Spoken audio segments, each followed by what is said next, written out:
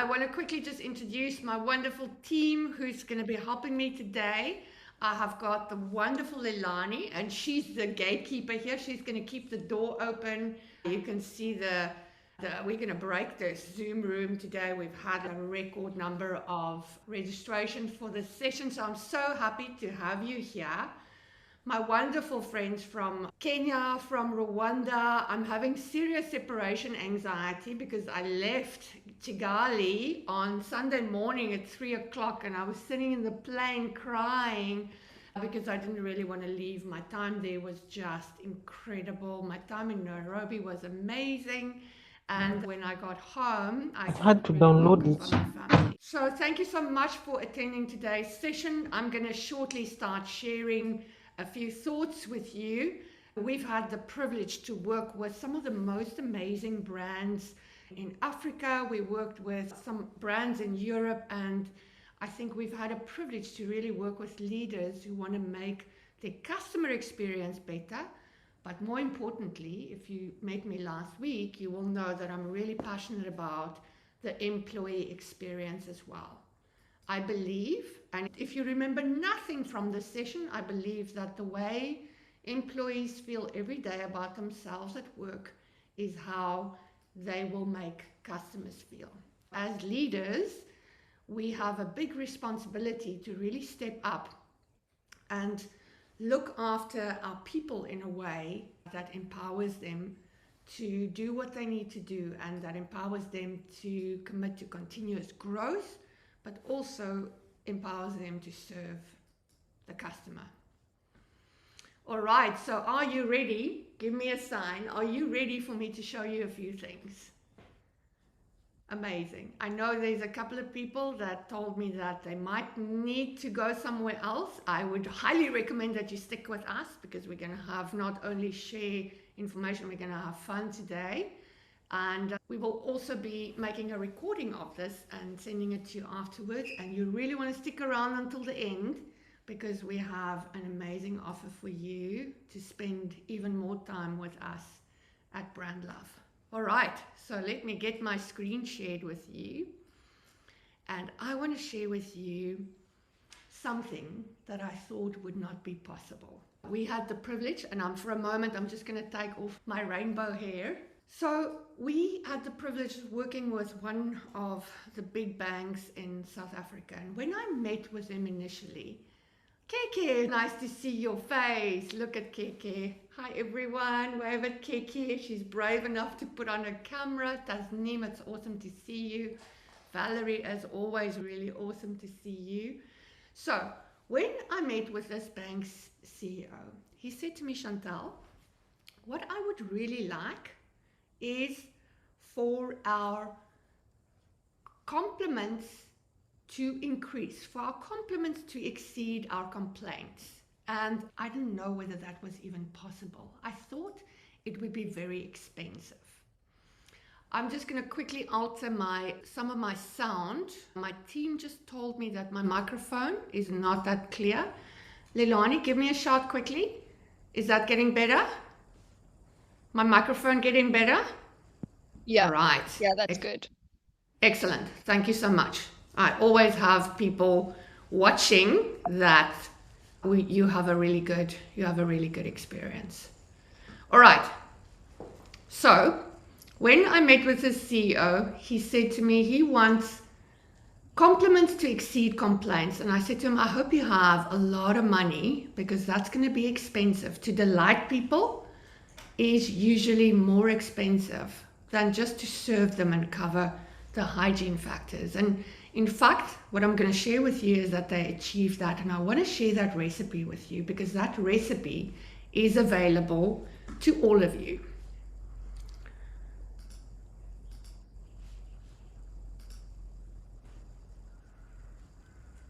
And I just want to get my present on. All right, my team, give me a quick heads up if you are able to see my screen that I'm sharing now. All righty. Excellent. Screen visible? Okay. Yes. Great stuff. All right, so let's talk about this recipe of CX excellence. But to tell you the recipe of CX excellence, we're going to start just with what were some of the challenges. And what I'd love for you to do is, if you resonate with these challenges, I want you to in the chat go, yes, that's my challenge.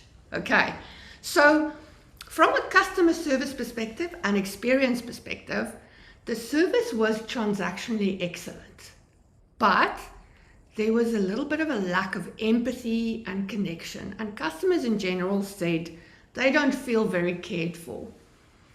They actually, we have a quote where a customer said, they're a cold bank. When I work with their apps or their website, they're great, but when I speak to their people, they're a cold bank. And clients were just not feeling understood, valued, or really supported when they got to a human being. On the other side of that coin, we looked at the employees, and the employees were not really empowered to enable or enabled to provide care for their clients. The KPIs really prioritized the transaction, the high volume operational transactions. The skills training, especially the interpersonal skills, was severely lacking, and systems and processes were just not designed for customers. Some people had 7 or 8 screens open just to be able to do the basics and serve a customer. Anyone resonate with this?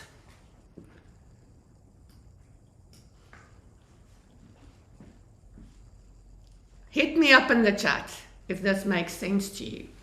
So the result really, when we looked at this, we understood that the promise, where the promise is made and where the experience is delivered, the promise from the inside and the actual experience from customers, just there was a massive gap. And the brand didn't meet the customer expectations in those key moments where the customers really needed them. There were much more complaints and customers were leaving. And that's definitely something that you don't want. We started with actually asking, how bad is it? Is this a feeling from the inside? Is this real customer sentiment? And what we noticed when we started doing a proper diagnostic is that there was a slow downward decline. Industry ratings were getting lower for this bank. Complaints were increasing. CEO escalations, the stuff that actually landed on the CEO's desk, was getting more. Employee engagement was much lower than the previous years. The culture survey indicated some cultural, let's just say, cracks in the armor.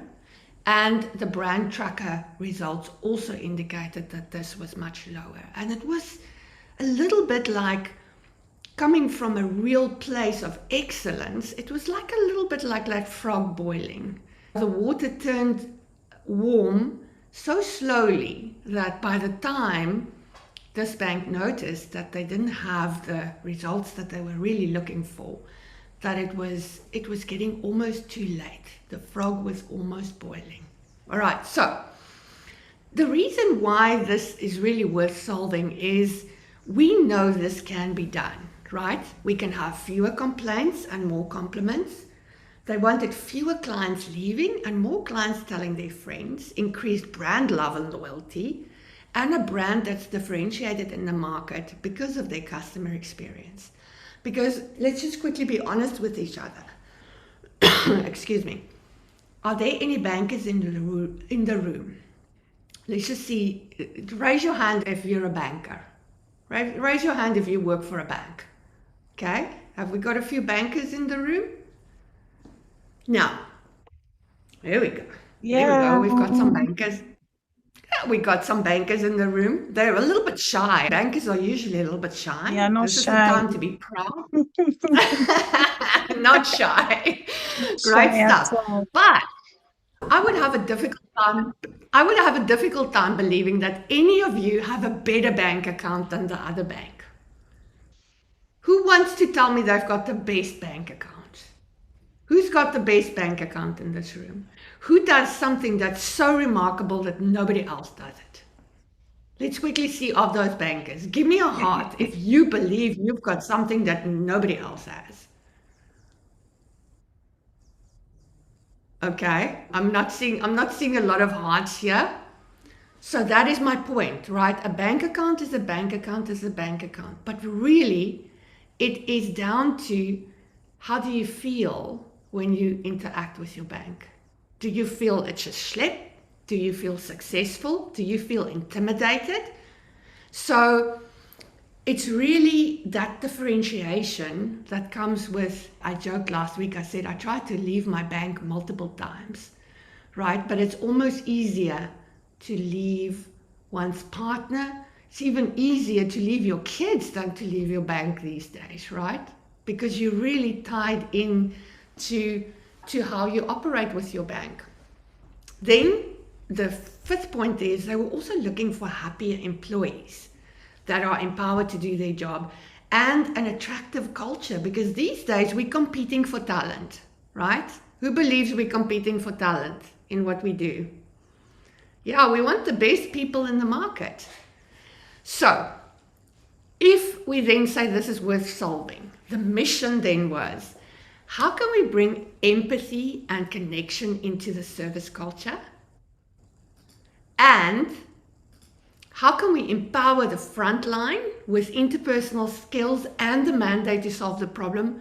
And the third thing there that was really important to look at is how can we implement measurements that would motivate and grow people? Because these days, if I look at KPIs, I don't know who of you have a KPI that's really inspiring, where you want to jump out of bed and go, I want to go and do that today, right? Because KPIs in general focus on very transactional aspects. And sometimes we're not even empowered to make those happen.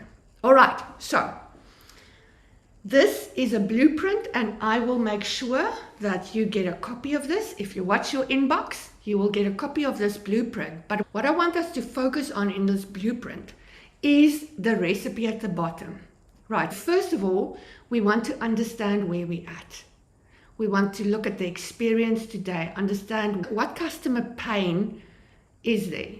We want to look at what is our customer persona and what is our employee persona. The second part is really distilling. What is the experience today? What do you want the experience to be? And ultimately, what is the brand promise? Now, for my Rwandan friends, just quickly raise your hand if you're from Rwanda. So you know what I brought back? I brought back 10 bottles of akabanga. For the rest of the people in the room, akabanga is the most amazing chili oil. It is these little smoked, I think it's bell peppers that are infused in an oil. It's insanely nice, but it's hot, people. There's a little warning on the bottle that says you need to take it easy with this. But I want each of your brand promises to be like that little bottle of akabanga, because you know what? They can give me akabanga anywhere in the world, and I will know that it's akabanga, even if they strip the label off. And that's how your promise needs to be distinct, so that I can feel your brand. I can understand that when you mail me or when you chat with me, that it's really you.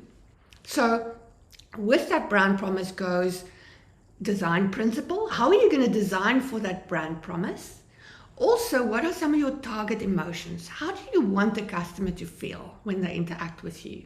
And what are some of the values that you want to infuse in those interactions? Step 3 there is around design, designing the value proposition, designing the customer journey, designing the employee journey, and designing differentiation into that. The fourth thing is really around change. How do you create this change? And the change will always involve systems and processes. It will involve the language that you speak and the measurements that you have, because ultimately you get what you measure. And if a company comes to me and they say, Chantal, our service culture is not good, I go, show me how you measure that. Because service culture is not just the hardcore metrics. It's not just average handling time. It's not just hold time. It's not just my SLA in terms of number of calls I take a day. And then my ultimate favorite, step number 5 in that recipe, is cultivating the people that need to carry the brand promise, the brand warriors. You need to develop new capabilities in terms of skills. You need a new leadership approach to lead people in a charismatic and a caring way. I posted up a slide last week in Rwanda where I said the way leaders feel about themselves every day is how they will make their employees feel every day. The way an employee feels about themselves is that will rub off on their colleagues, and their colleagues will feel that way. And ultimately, the way an employee feels every day about himself at work or herself at work will be how they will make the customers feel. And that is the equation. That is the mathematical equation. All right, so this is the blueprint. And in that blueprint, you have customers, you have employees. They have different needs. You have the journey. The journey might be well designed, or the journey might just happen haphazardly. And then you've got this brand promise that needs to be infused into everything. And that is ultimately the recipe that you need to duplicate. So let me quickly go back to our case study. Now that we've got this blueprint, we've got the theory, let's go back to the case study. So first of all, once we knew what was going on, the diagnostic, we then went on to define the brand promise. We had co-design sessions with some of the angriest customers. Now, usually when I suggest this to CEOs, it makes their skin crawl a little bit. They're quite scared of angry customers, right? And I love angry customers. And I really love angry customers because they have solved your problems so many times already. They say to people, oh, you know what, if I was that company, I would do X, Y, and Z. And they have more motivation to help you solve problems because they're angry, right? So also, by the time you listen to them, you actually completely diffuse their anger. So angry customers are an amazing wealth of knowledge. And when you ask them, help us make this better, and you give them a little bit of nice food and a cool drink or two, they really like contributing. I've had angry customers co-design session where the customer said afterwards, can we come back in 3 months to see what you've done? They were so invested emotionally in their ideas that they wanted to see what the company is going to do with that. All right, so then step number 3 is developing the persona. So now we understand the customer better. Now we want to create a character around this customer. And when we create a character, design for that customer in the journey becomes so much more easy. Because now we're designing for a real character. We're not just designing for a bank account number or an ID number of a person who we don't really know. So step number 4 there is we map the ideal journey for the customer. And in this banking environment, it was more than focus on specific transactions like opening a bank account or applying for credit. It was much more about that journey of care. And we took a 12-week design sprint and we said, what would be the most caring journey for when that customer emails or when they phone in, to treat them and to infuse that journey of care with the brand promise. So let me show you a few things that we did. First of all, we created that journey of care recipe, and you can see a little image there of what that looked like. And that was really a pictorial, let's call it a script. But we don't want to give people scripts because they're very smart and they're caring. And we don't want people to reduce their charisma by giving them a ridiculous script to follow. So rather than following a script, we gave people pictures and they could really personalize this interaction according to what they felt was their best way of welcoming a client. The second thing we did is we developed a triage model. Now, for anyone who's been in healthcare, you would know in the emergency room, when a person gets brought into the emergency room, the first thing they do is they triage that person because they want to determine what is the emergency and how quickly do I need to provide care to that particular client. And that would be based on, are they breathing? Are they bleeding? What's going on with this client? And we borrowed that from the medical fraternity, and we created this triage model, which I'll show you in a bit. The third thing we did is a conversation guide. Then we activated this through the Brand Warrior program training, where we teach people both customer service skills as well as just the interpersonal and the soft skills that belong with that. The fifth thing we did is a scorecard, a new scorecard, which I'll show you an example of, and something we call the CX barometer, which gives us the ability to track whether our customer experience was moving in the right direction. And then with military discipline, there was an implementation plan and tracking so that everything is done according to a project plan. And I think a lot of CX projects, a lot of CX transformation initiatives fail because there might be some discipline lacking. So this is the 6 key ingredients of that solution.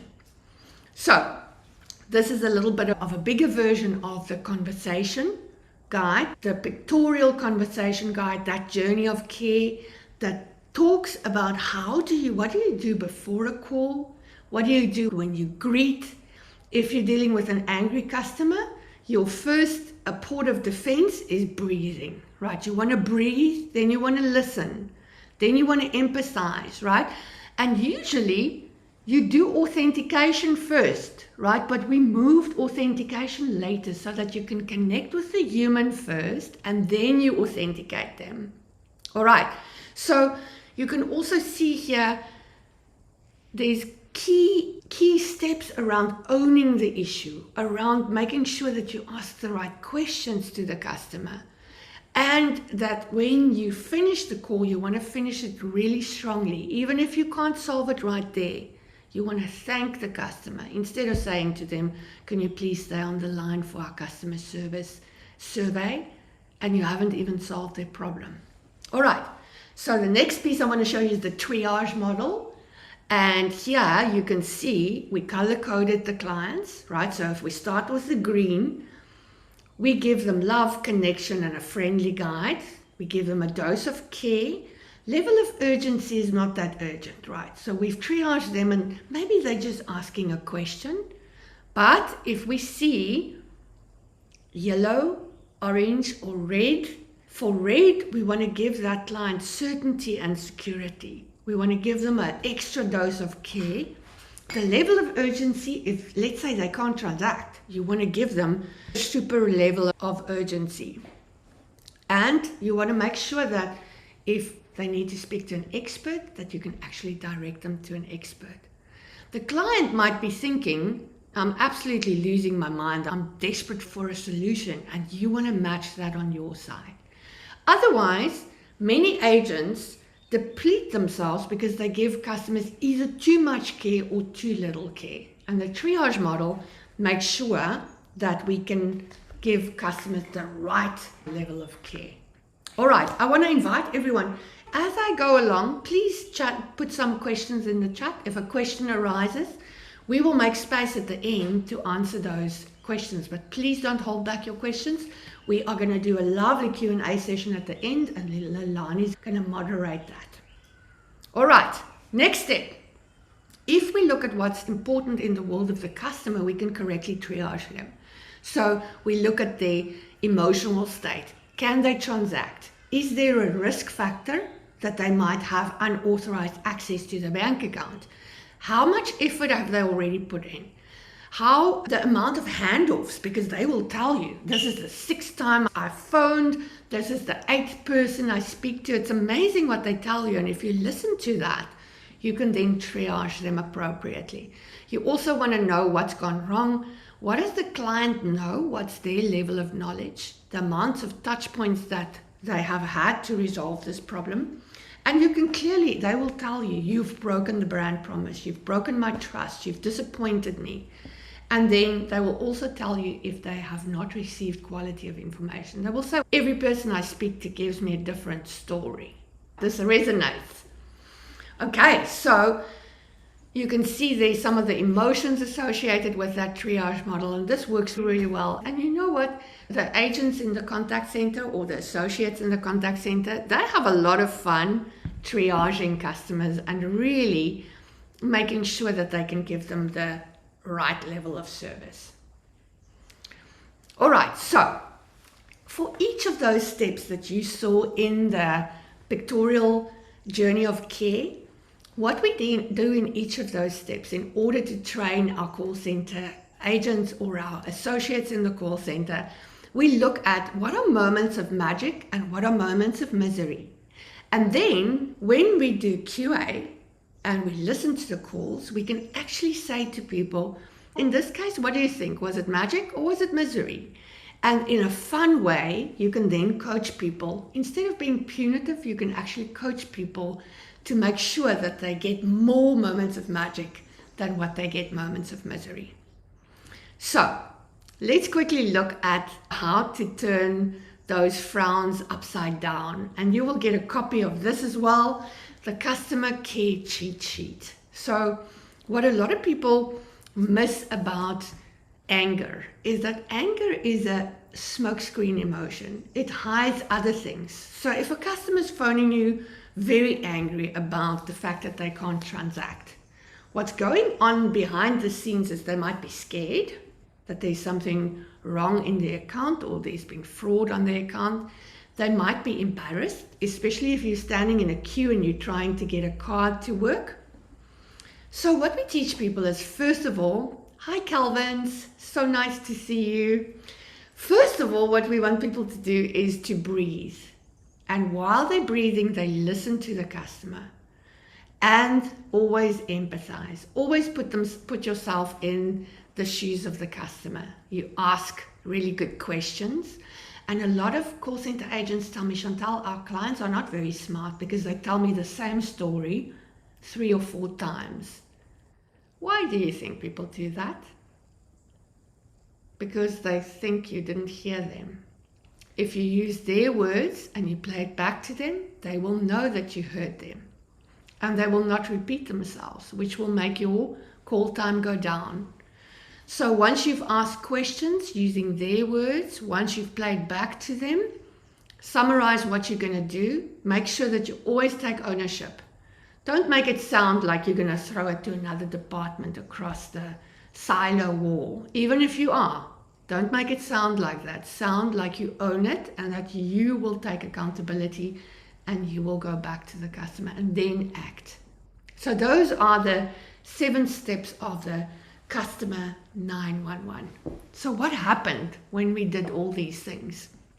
You can see there in the history of tracking compliments and complaints for the very first time in that particular year, once we've done a lot of these activities, implemented the new scorecard, implemented the triage model, and this conversation guide, compliments actually exceeded complaints. And you can see from the sentiment analysis, positive emotions increased, negative emotions decreased. So that was pretty amazing results. I couldn't believe these results myself, but it's not anything that we did. It's really the collaborative efforts of about 350 people that started doing this new way of engaging with customers, that started using these tools, and 350 people went through the Brand Warrior program, including the executive committee.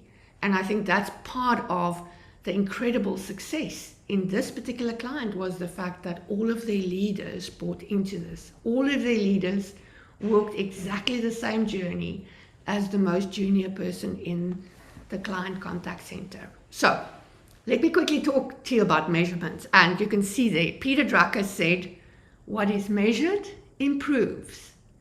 So if you measure transactional excellence, that will improve. If you measure care, that'll improve. So you decide what you measure. Usually when a client comes to us as Brandlove and they say to us, we've got this problem, I say, please show me your KPIs and I tell you why you got this problem. because you're measuring something that's sabotaging either your care or your culture.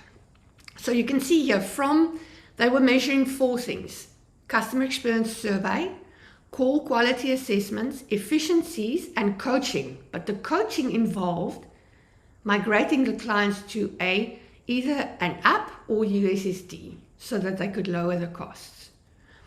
And what you could see from a future state measurement, the actual soft skills, warm greeting, charm, empathy, listening, that became 60% of the measurement. Can you see what happened with customers there? Because those measurements shifted. We also provided to this client, we provided super skills masterclasses. I don't like calling them soft skills because I actually think they're the hard skills. We call them super skills. Those super skills masterclasses, with under an hour, you can learn how to connect better, how to have empathy, how to listen better. And we actually deployed that to 5,000 employees. And you can see the incredible results in shifting complaints to compliments were as a result of the people upgrading their skills and providing them with empowering methods to apply when they interact with customers that are in distress. You could see that efficiencies, we didn't throw the baby out with the bathwater. We took those efficiencies that were 35% and we just lowered it to be 20% of the overall score. And coaching included imparting wisdom and knowledge in the point of need, not just driving customers to a more cost-effective channel. And you can see that was actually increased to 20%. And we said, if you speak to one of these call center associates today, you're going to speak to a wise person who's going to make your life easier, not just for where you are today, but anything you want to do in future. So that makes me really happy to share with you that this resulted in a very new proactive way of serving clients. They didn't just learn how to care for their clients, but to show how much they care in every moment with the client. And this was made easier, definitely easier, if some of you are feeling, my leadership doesn't get this, my leadership doesn't support me. It was definitely made easier because their leadership, they walked this journey first. They interacted with their own transactions. They interacted with their own contact center. They emailed. They did everything that a normal customer would do so that they could feel what it feels like to engage with the brand. And the CEO is an inspirational leader, and he did give his people a lot of support. And that definitely contributed to this. Alrighty, so before I take some questions, I do want to tell you about an incredible 2-day program that's coming up in October. And I always say to my team, I don't like selling things to people, but you know what? I would be denying you an incredible opportunity if I didn't tell you about this program. And in this program, we are really going to focus on dealing with the pain in organizations, because many complaints teams, and if you're currently not in the complaints team, but people in the complaints team in your organization, you will know that most of the time they stand in the front lines, they take the punches, and they feel very unsupported. And eventually people leave. They leave that team because they feel absolutely defeated. And it doesn't have to be that way. So in this program, we will teach people the tools, the techniques, how to diffuse conflict, how to deal with those angry customers in a way that can make those customers the biggest advocate of your brand. Because I say to people, sometimes to take someone from neutral to highly positive, that's a very expensive way to keep your customers. But if you take them from having a bad experience to neutral, sometimes that grows even more loyalty than what you would get if you take them to a positive place. So This program is 2 days, and we're going to be sharing a little bit more about a very special offer we're going to give you to this program because you came today after we've done the Q&A. And Leilani is going to be really supporting you with getting information, more information about the program. We are going to give you a fantastic offer that's valid for the next 2 days until Friday. But she will be supporting you because I know some of you need to go and ask someone to attend the course. What I'm going to ask you is if you need to get approval, Leilani's got a really nice motivation letter that she'll provide to you. And we will support you in getting that approved by your organization. All right, so before I share that offer with you, I'm going to ask Leilani to just help me. I'm going to stop sharing my screen for a moment and I'm going to ask Leilani that we can just work through the questions. I'm also going to say if you feel like you want to ask a question now, just raise your hand and I will be very happy to take those questions. Let's hear from you. Questions? Go for it, Tasneem. I was so excited when your camera came on. Sorry, I had to take a call. So the question I have is, I believe that it all starts with recruitment, right? So you need to also get the right person with the right attitude to come on board. How difficult is it with existing staff that maybe that do not want to participate in this new process? What do you do with those guys? I love that question, Tasneem. And I think we've worked with such large teams in many organizations across industries, finance. We look at mobile networks. And I think what most organizations have not caught onto is the fact that if someone's miserable in one role, they will make everyone around them miserable. So giving people the ability to actually be portable in the organization, to move to another role that might suit them much better, where they can really shine and practice their skills. The other thing is, I think most people don't see their role as they're serving another human being. And that in itself can be a purpose. And if we are purpose driven, listen, in this room, if you don't have parts of your job that suck, maybe you should raise your hand now because I want to know how people do that. Everybody has parts of their job that sucks. But it becomes easier to do if you're working in a strong team that care about each other and if you are purpose driven. So I think what we don't do enough is lead in a way where we really build the strength between team members so that they feel like a tribe and that we don't lift what people do to a purpose level. Because most people I speak to at the start of our programs, and Marley can also jump in here. If we ask people, what do you do here? They go, I answer the phone 60 times a day and I speak to unhappy customers. And by the end of the program, they go, you know what? My job is to put a smile on a face, to turn a frown upside down. That's very different. We didn't change their job. We didn't pay them any more. We reframed what they're doing. And they go, you know what? I'm doing this right now, but I want to get there. But while I'm here, if I die tonight and they write what I did today on my gravestone, I would be proud. And most people don't get that, Tasneem. So I think it's a different style of leadership. And I do agree with you. Do not recruit someone into a role that fucking hates talking to customers, right?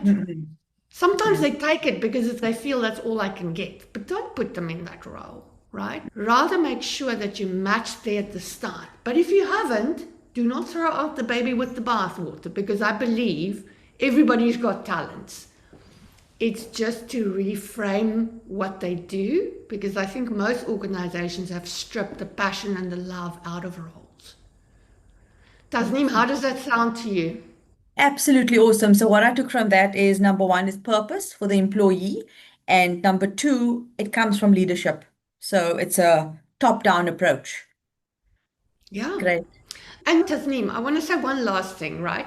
Many people come to me and they say, oh, my leaders don't get it. They don't speak to us. It's not a transparent organization. And I say to them, your leaders are scared.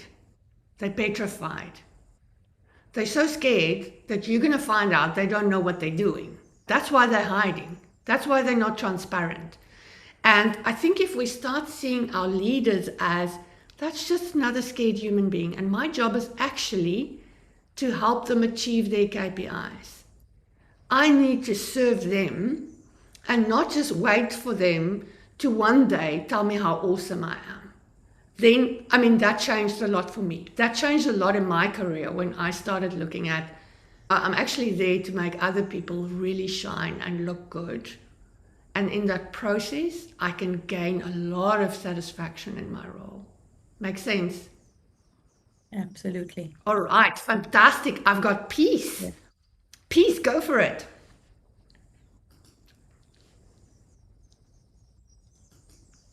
Peace, just unmute yourself. Sorry, There we I'm speaking go. on that. Yeah, hi, everyone. Happy to be here. And Chantal, so you got me thinking just as you responded to that question, yeah? And I'll try and turn on my video. Yes. And my thought is around, hi.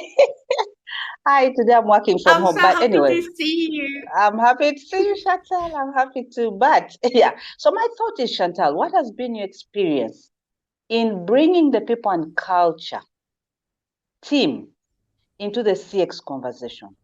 Because for CX to really create impact, like you're rightly saying, you need a motivated person. And many times you have people maybe who are not fit for role. And many times people think that CX is something really easy, nice to eat. It isn't. It's a tough, thankless job.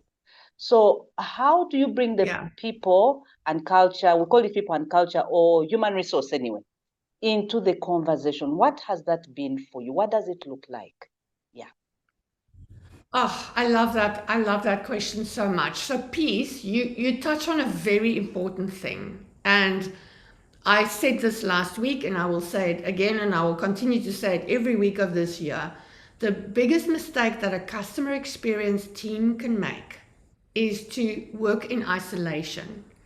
You are the glue that glues the different parts of the organization together. And like P said, it's so important that you choose the people who will walk on this journey with you, the people that will be on the bus with you, that you choose them from the start very carefully.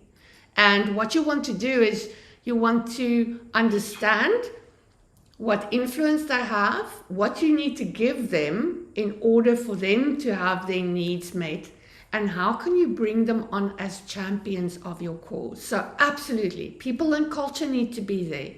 IT needs to be there. Operations need to be there. Legal and compliance need to be there, because if you involve them at the end, I can promise you're going to have a hard time, a really hard time. So it's really important. We had a monthly customer leaders forum in these big organizations that we've consulted to, where we bring those different parties there. And in the beginning, what you're doing is you're actually educating them, but you're educating them in a way where you ask them questions, you ask them to contribute, you let them share their ideas. So you make them the star of the story, but actually you're educating them until such time as they can make a very valuable contribution. And it's important to keep the rhythm. It's important to keep these meetings really interesting. I've used a lot of international speakers that I invite to these meetings to come and speak about a controversial topic. And you need to educate and inspire those people so that they become those champions. So absolutely important. Thank you, Peace. More questions?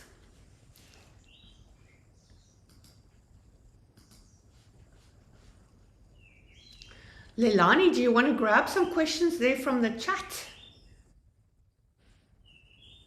Yes. The one question is, did you have to provide ROI to the ExCo and CEO? This was during your presentation about the stats. Okay. Excellent. Is that Marika's question? Let's quickly see. Where's Marika on my screen? Let's see.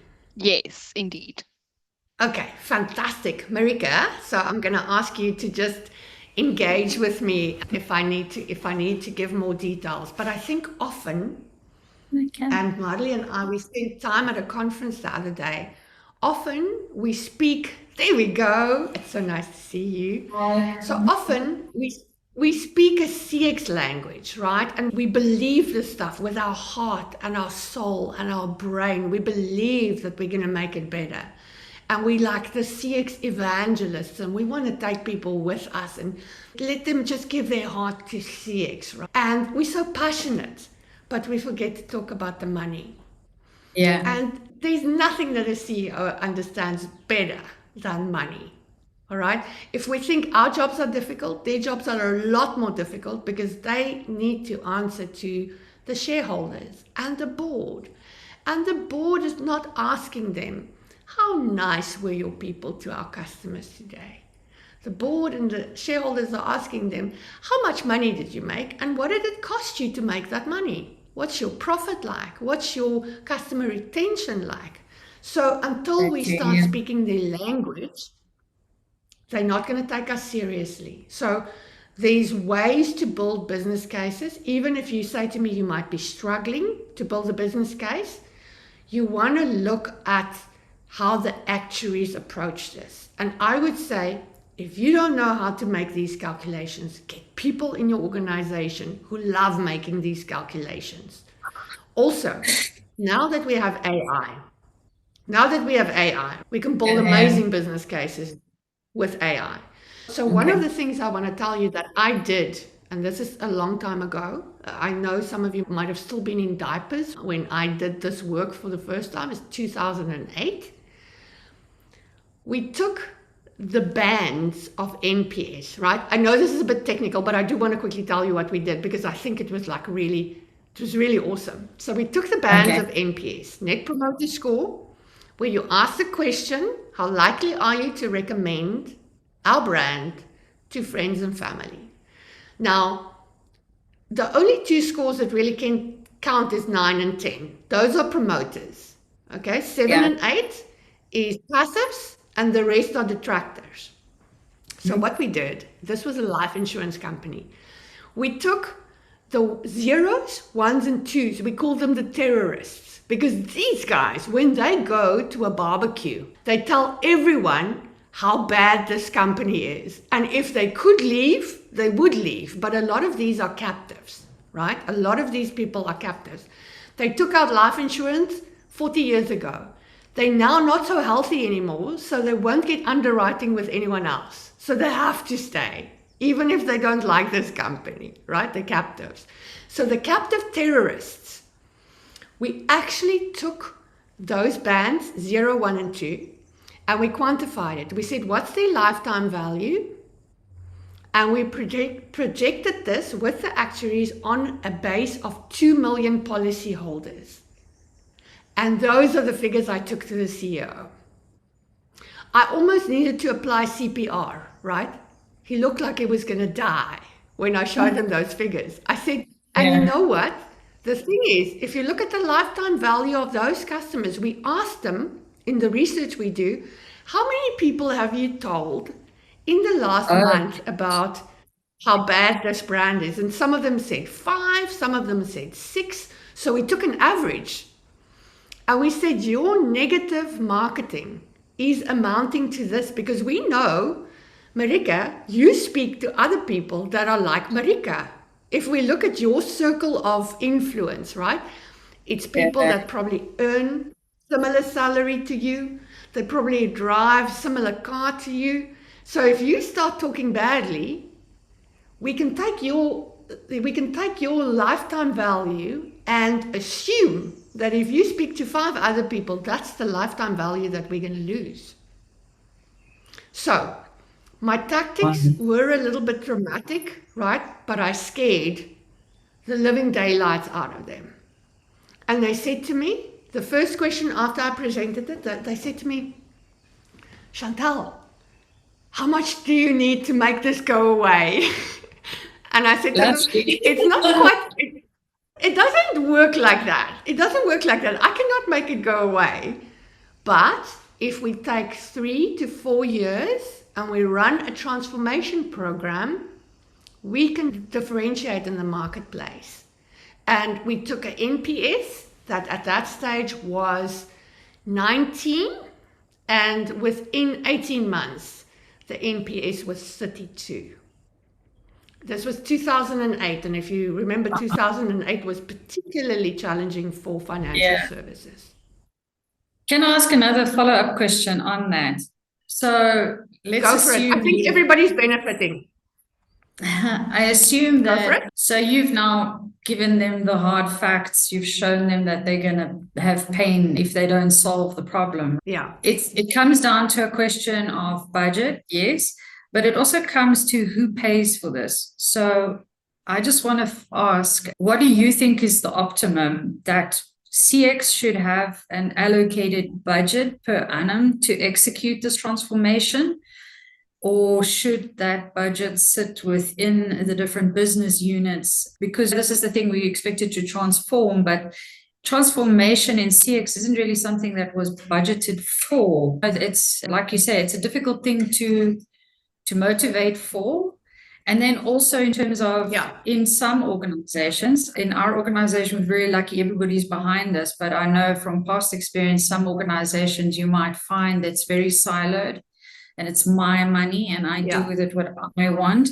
And then the CX, you get asked in a question like, why is CX never transformed? I thought you are the best, but it's out of your hands because the budget is out of your hands. So I just wanted to ask on that specific question, because I think that's also always a sticky point. That's a fantastic question. Okay, so I've seen a few models, right? I'm gonna answer this question, and then I want to just show you what I wanted to show you earlier, and then we'll take some more questions. So if you've got a burning question, I'm all yours. I'm going to stay online for as long as you need me.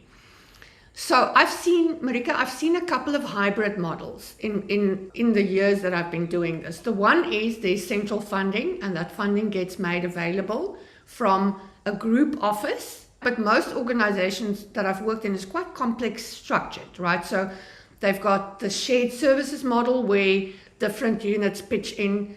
And I think what's really important for that is showing where the pain is, what the solution to that pain is, and what the benefits are, that you do benefits tracking across the value chain. Because the problem, unless you can show benefits tracking in a specific area, as well as the whole picture, we just encourage silo-sitis. Miley always talks about the silos. They don't care what happens outside of their boundaries, right? And we just follow our own KPIs. We don't care about the guy next to us because we want bonuses. And if we don't make our KPIs, we will not get bonuses. So we do whatever it takes, right? So you need to have a benefits realization framework in every area that contributes to the pain. And that is why customer journey mapping is such a powerful tool. Once you've mapped the customer journey, you need to show which unit is responsible for which part of the value chain. And then you can start tracking it. And you know what? Sometimes tracking these things are difficult. And people want to go, oh no, we need complex technology. I go, track it rudimentary, right? You don't need to be that accurate. You just need to track it and provide the data that you use to track it. You don't need fancy technology to do this. You need to be smart, and you need to be honest, and you need to show people what they need to see. All right, so Marika, I'm going to come back if you have any other questions, but for the guys who are dropping off, I want to quickly show you just what we want to do for you. And Leilani's going to put this in the chat because I would love for you to join the Complaints Mastery Program. And I would love for you to motivate that your complaints teams join this program. We are going to have customer experience specialization courses. And if you're not on our mailing list, get on our mailing list because we are launching a whole lot of things in November and in January next year. And you definitely want to get on the bus for that. But let me quickly tell you about the Complaints Mastery Program. So we've got more and more people telling us they're paying for themselves. And what I want to do, because I'm the boss of Brandlove, I want to make sure that we can give you a 30% sponsorship if you want to attend this program and pay for yourself. And we've given you the prices there Leilani will put this into the chat so that if you want to pay today and register today, that's the price you're going to get. And you can see that's a 30% discount. If your company pays, I'm still going to ask you, book your seat, right? Because we want to give you a 15% discount. And if your company sends a group, we want to give you a 20% discount. We will limit the numbers of people, so it's really important that I don't disappoint you if you register late. But Leilani is going to pop this in the chat. We will also follow up in an email. This is a revolutionary program to really shift the organization from dealing with pain in a much better way. People don't have to go through this pain. And once people are empowered to get those complaints to turn into compliments and the complaints to reduce, then you can start with the real transformation. So you can spend 2 days on Zoom with me, and you've seen, if you're falling asleep now, it just means that you're not breathing properly and you probably had a late night. But we make these sessions very interactive. We play music, we have a lot of fun, we do interactive discussions and exercises. You will get the session recordings for the 2 days, you will get quizzes, you will get templates, and we will issue you with a world-class certificate. So please, these are the 3 offers we want to make to you today that's valid until Friday. And if this is not for you, then watch the space, because we will be bringing you a lot more stuff. And if you know someone, a complaints head in your organization that's pulling out their hair, that's not seeing the kids, that kicks their dog when they get home because they have such a hard time, I want you to forward this to them. All right, great stuff. Also, Leilani will provide you with a brochure. If you email her, she's going to put an email address in the chat so that you don't have to share your personal details in the chat. So please email her if you want a motivation letter and a brochure that you can send to people. Alrighty, so I had a lovely hand up. Where is my hand that had another question? I am very happy to stay for as long as what you need. There we go. Amazing. And she gets extra brownie points because she had a camera on all the time. I was just looking at her face, feeling so inspired. Go for it. Thank you, Chantel, and good afternoon to everybody. Yes, hello. Okay, I've been wondering, I actually want to know, how do you ensure that, I'm in the banking sector, and I want to know how you can ensure that all other departments are brought on board in terms of CS, and not let it seem as though it's just for the CS team. How do we ensure that all departments are on board? They are not working in silos. We are all together and we are all championing this CS vision. Thank you.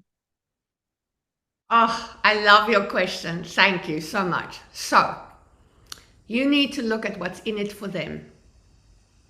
You need to look at the world from their perspective and think, what is the problems you're going to solve for them? What is the pain you're going to make better for that department? Because if you follow your own agenda, nobody's going to want to listen to you, and you're going to feel very unsupported, and you're not going to feel like you get anything done in the organization. And eventually people are going to stop listening to you. They're going to go, oh, let's just exclude her from meetings. She's very high maintenance. She walks around angry and she wants us to do her stuff and pay attention to her stuff, right? I've seen many CX professionals fall in that trap where they eventually go, you know what? I'm not wanted here anymore. I'm not appreciated. I'm going to go somewhere else. Anyone in the room has experienced that? Because I did. I felt like that. So we've got to look at what's my most important stakeholders in the organization. What are they paying? And how am I as a CX team going to solve some of that pain? Because I tell you, once you start solving problems for other people and you start taking away their pain, they will come to your meetings. They will answer your emails faster than anyone else, right? And they will cooperate because there's something in there for them. So you need to think about, what are they lying awake at 2 o'clock in the morning when they wake up? And how are you going to help them with that? Then people will start paying attention to you. It's as easy as that. Make their pain go away. Or become the person who they tell about their pain. Because just by listening is a superpower. Marily has got the best listening skills of anyone in the world that I know. We would go to the same function, right? And she would come to me and say, "Oh, have you spoken to Ruby?" And I'd go, "Yes, I spoke to Ruby." And she goes, "Did you know Ruby has a dog and Ruby's been on holiday and Ruby drives a blue car?" And I go, "Ruby didn't tell me any of that stuff." And Marley goes, "But Chantal, you've been talking all the time. You haven't been listening to Ruby." So that's become the best listener to your leader that you want to influence. Does that help? Yes, it does. Thank you. It does a lot. Amazing. Thank you. I appreciate it. Amazing. Listen, so I noticed that it's 7 minutes past finish time. I'm absolutely around to take more questions, and I see not a lot of people have dropped off. You have my attention, please. Leilani, if there's more questions. Go for it. Marika! Oh, Marika, you can get a prize for the best questions this afternoon. Go for it, please. It's just because we're in the most sticky situation, right? No, so first of all, just thank you, Chantal. Always attending your sessions brings back my passion, especially as CX, you get in the hole and then you don't see the light. So thanks for that. Some great ideas just to remind us about how we do. So just, I don't know if it's a bit of a controversial question, and it's the NPS question. It's like a golden metric. On LinkedIn, we've seen a lot of comments recently slamming it. What is your opinion? How much weight can one put in that? And yeah, I don't know. I just like to know, because I know you've got a lot of experience. What is your professional view on that? Because it seems like the financial services industry also loves NPS. Yeah, I'm also very opinionated. So let me just say for a start, NPS was never designed to measure people. So if you've got NPS in your individual KPI metrics, your CEO needs a chat with me. Okay, so that is dangerous to measure people on NPS and they have no control over it. Okay, NPS is a volatile metric. It is a very emotive metric and it measures a lot of stuff. Okay, it doesn't point to one problem. So I think NPS is just widely misused. Okay, I've got Fred's book here on my bookshelf that he actually signed for me. And poor Fred Reichelt, he's had a lot of people just completely misuse something that he intended to be a really good metric. Never use NPS. I'm going to give you a few pointers. Okay, never use it in isolation. Never use it in isolation. You need to measure other things as well so that you could. It's like saying, Marika, it's like me. Oh, Marika, I've got something for you. Check this. Let me just put on my unicorn. Okay. So it's like me coming to you and saying, let me quickly take your temperature. Okay. I take your temperature and you're running a fever. Let's say your temperature is like 39.5. And I go, oh, because Marika's running a fever, she's got chicken pox. I haven't done enough diagnostics to tell you what you have. All I know is you have a fever. Okay, that's going to lead me to testing your blood, right? Then I'm going to test your blood and I'm going to go, oh, she's got an infection counter that's quite high. Then I'm going to explore some more. The same with NPS. NPS is like taking someone's temperature and then saying, oh no, you've got a leukemia or you've got chicken pox, right? So it gets used wrong. It should not be used in isolation. It should be used with other things, looking at customer satisfaction with the various dimensions, looking at effort score. The most important thing when you measure NPS, you need verbatims, right? You need to ask someone, if you didn't score us a 9 or a 10, what can we do to improve that score? What would make you score us a 9 or a 10?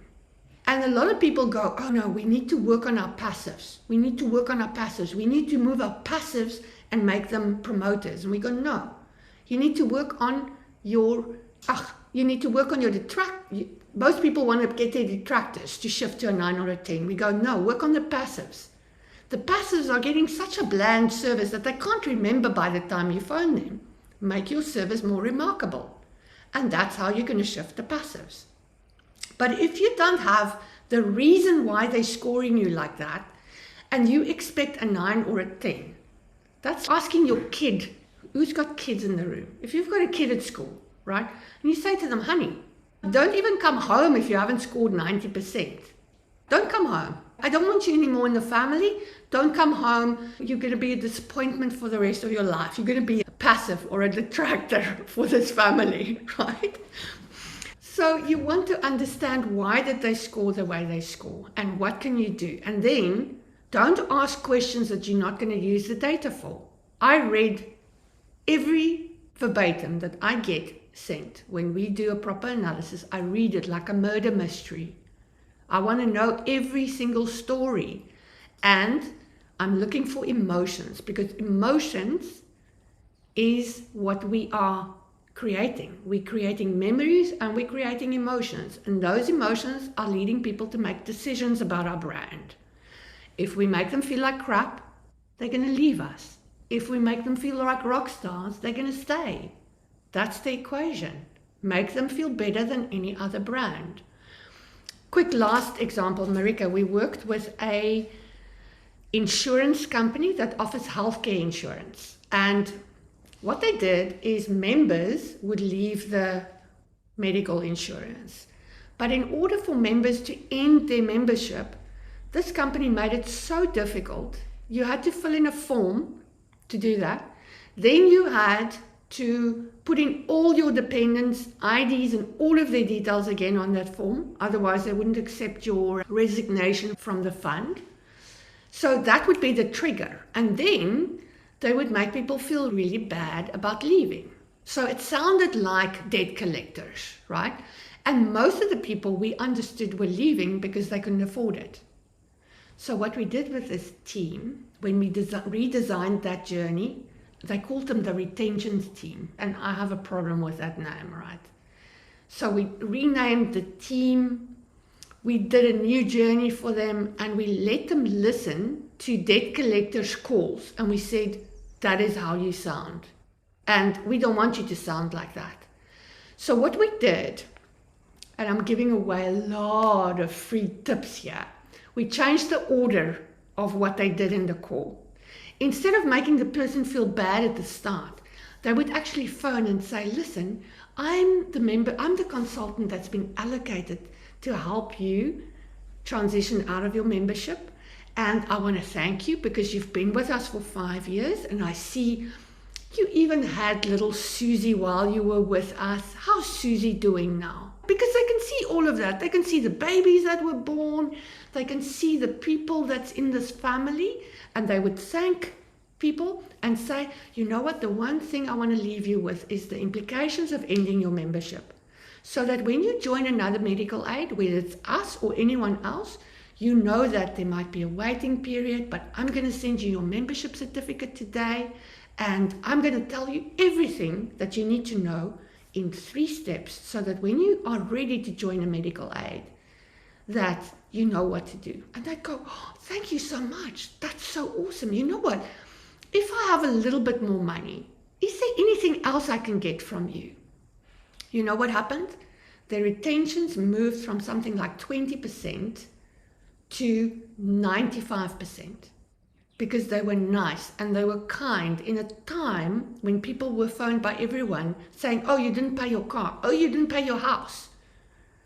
The people chose to make the money available to keep their medical insurance, to keep their health insurance, because that was the only person who understood and the only person that were nice to them in that time. No NPS would have helped you there, right? But we understood that the way you make people feel, and those emotions come through in the verbatims, the way you make them feel will directly impact their decision making. And if you're kind, they will remember you. Okay, I hope that helps, Marika. Thank you, Chantal. All right. Anyone else? Who do I pass the unicorn crown to? Okay. Any other questions? I'm here to serve you.